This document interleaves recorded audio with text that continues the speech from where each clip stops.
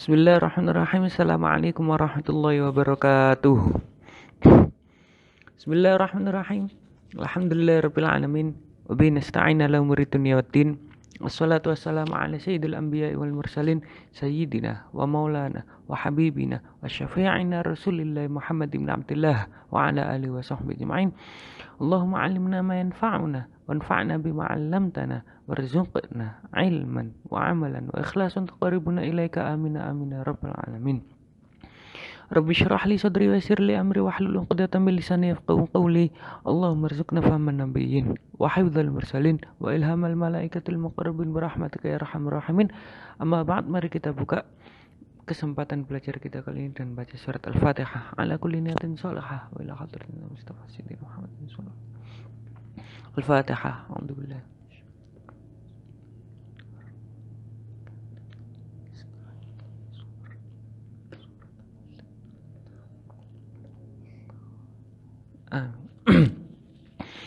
Langsung aja kita baca. Saya baca hadisnya dulu ya. Hadis yang ke-23. Hadis tentang kesucian separuh iman. Kalau yang di kitab kalian halaman 35. Saya baca dulu baru saya nanti terangkan. Bismillahirrahmanirrahim. An Abi Malikil Harith Ibn Asim Al-Ash'ari radhiyallahu anhu qala Rasulullah sallallahu alaihi wasallam at-tuhuru syatrul iman walhamdulillah tamla'ul mizan wa subhanallah alhamdulillah tamla'ani au tamla'u ma bainas sama'i wal ard was-salatu nur was-sadaqatu burhan was-sabru diya wal qur'anu hujjatun laka au 'alaik. Kullun nas yaghdu faba'i'un nafsahu famu'tiquha aw mubiquha. Bismillahirrahmanirrahim. An Abi Malik Al-Haris ibn Asim Al-Ash'ari, dari Abu Malik Haris ibn Asim Al-Ash'ari radhiyallahu anhu beliau berkata, qala Rasulullah sallallahu alaihi wasallam, Rasulullah sallallahu alaihi wasallam bersabda, At-tuhuru syatrul iman. Kesucian, bersih suci itu sebagian dari iman. Para ulama ada yang menjelaskan kenapa kesucian atau bersih suci itu sebagian dari iman. Nah, karena kita tahu bahwasanya Sholat adalah imaduddin atau tiangnya agama. Nah, karena sholat imaduddin syaratnya adalah bersih suci, yakni berwudu. Maka untuk mendirikan sholat, untuk mendirikan agama harus berwudu. Inilah kenapa bersih suci atau kesucian itu sebagian tanda dari keimanan. Walhamdulillahi tamla'ul mizan, dan alhamdulillah tamla'ul mizan, memenuhi timbangan. Bisa pahalanya memenuhi timbangan. Kalau para ulama ada yang menjelaskan bahwasanya timbangan atau al-mizan di hari kiamat ini timbangannya besar sekali. Ada yang mengatakan kayak timbangan yang satunya, timbangan kebaikan di ujung kanan dunia, yang timbangan yang kejelekan berada di ujung kiri dunia. Sangat besar sekali. Dan karena timbangan ini sangat besar, maka siap menampung sebesar apapun pahala, sebanyak apapun pahala yang dilakukan oleh manusia, timbangan ini mampu menghitungnya untuk menampungnya. Karena besok ketika hari kiamat kita bakalan diaudit, segala perbuatan kita akan diaudit, diperiksa, diteliti satu persatu. Tiap detiknya yang kita lakukan, kita diteliti sama Allah Subhanahu wa ta'ala. Diteliti timbangannya timbangannya. Kalau baik mendapatkan pahala, kalau buruk mendapatkan dosa. Lah, timbangan untuk menghitung ini sangat besar, sangat besar. Siap, sebesar kalian berbuat baik, sebesar apapun, sebanyak apapun pahala yang kalian lakukan, timbangan siap menampung. Kalau ada orang yang berbuat jelek sangat banyak, dosanya sangat banyak, timbangan ini bisa menampung semua dosa yang dilakukan sebanyak apapun.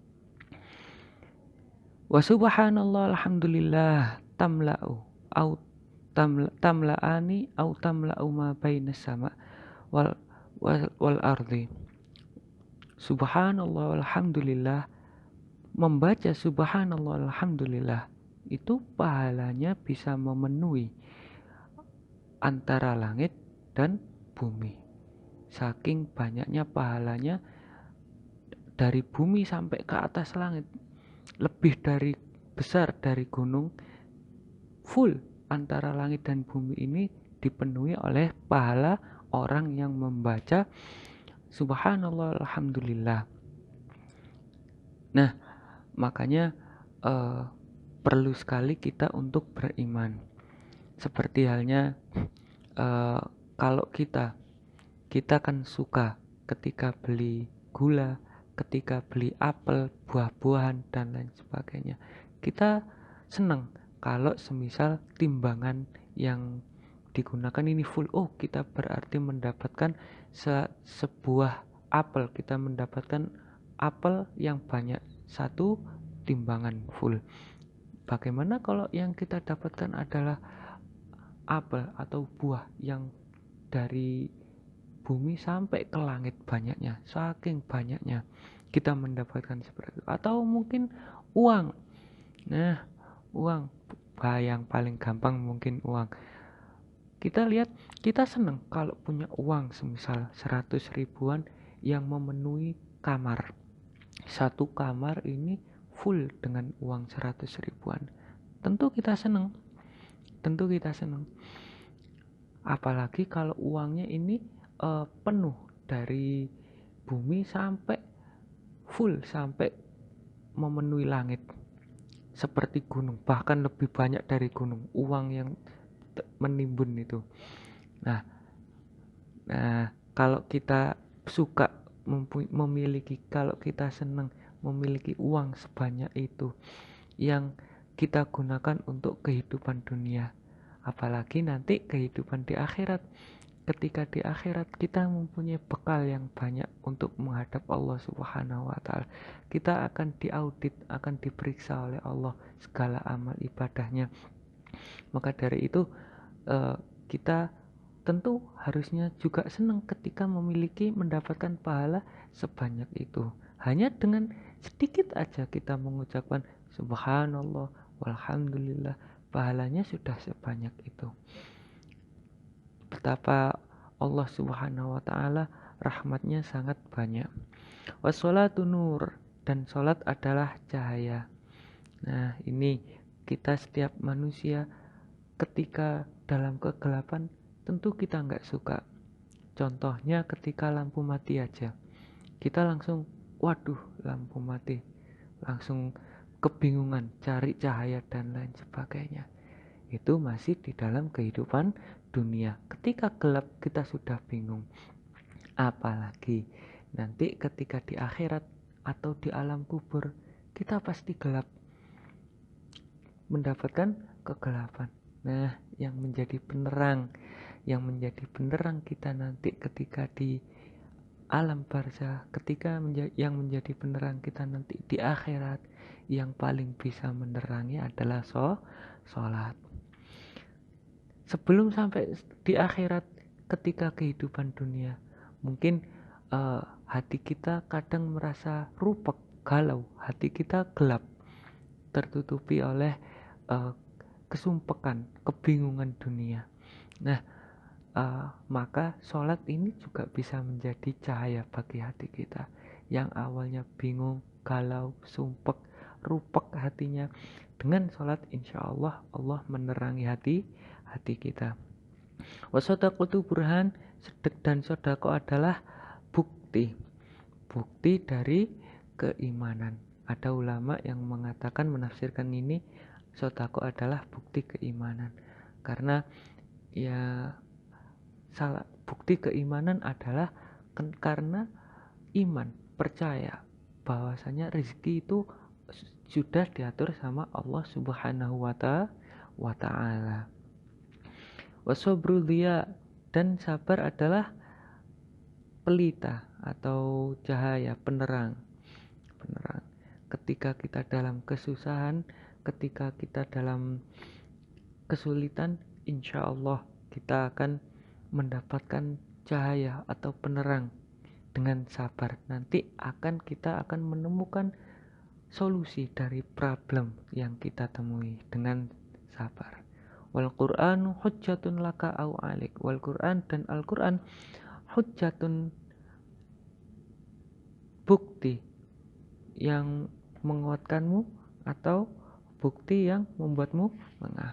Kalau di terjemahnya argumen untuk membela atau bukti untuk menentang kita. Jadi Quran besok di hari kiamat itu ada kalanya Al-Quran membela kita. Kita mau dimasukkan ke dalam neraka karena kita sering membaca Al-Quran, maka datang Al-Quran membela kita. Ya Allah, orang ini dulu sering membaca saya, ya Allah, jangan dimasukkan ke dalam Al-Quran. Nah, akhirnya yang awalnya mau dimasukkan ke dalam neraka nggak jadi, dibela sama Al-Quran. Ada orang lagi yang mau masuk surga, tapi ternyata datang Al-Quran. Ya Allah, orang ini mengerti makna Al-Quran, mengerti, tahu apa kandungan isi Al-Quran, tapi ketika orang ini tahu tidak melaksanakannya, tidak tahu bahwasanya sholat itu wajib tapi dia nggak sholat, tahu bahwasanya ini baik tapi nggak dilakukan, tahu ini buruk tapi masih dilakukan, maka Al-Quran ini malah menjadi sesuatu yang menentang kita, yang yang seorang tersebut awalnya mau dimasukkan surga sama Allah tapi nggak jadi. Nah, maka kalian harus hati-hati. Selain juga hafal Al-Quran, tapi juga harus paham. Selain paham, juga harus siap untuk melaksanakan ajaran apa yang ada di dalam Al-Quran. Kulun nasi, setiap orang yaitu itu berangkat. Jadi setiap orang pagi-pagi, ibarat manusia ini setiap pagi itu berangkat ke pasar. Faba'iun nafsahu famu'tikuha, menjual dirinya. Ibarat manusia di dunia ini seperti orang yang pergi ke pasar menjual dirinya. Ada yang famu'tikuha au mubikuha, ada yang menjual dirinya pada Allah Subhanahu wa taala sehingga terbebas dari neraka. Dan ada juga seorang yang menjerumuskan dirinya ke dalam neraka, wamu bingkuha. Ya, untuk hadis yang ke-23. Sekian dari saya, kurang lebihnya mohon maaf. Wassalamualaikum warahmatullahi wabarakatuh.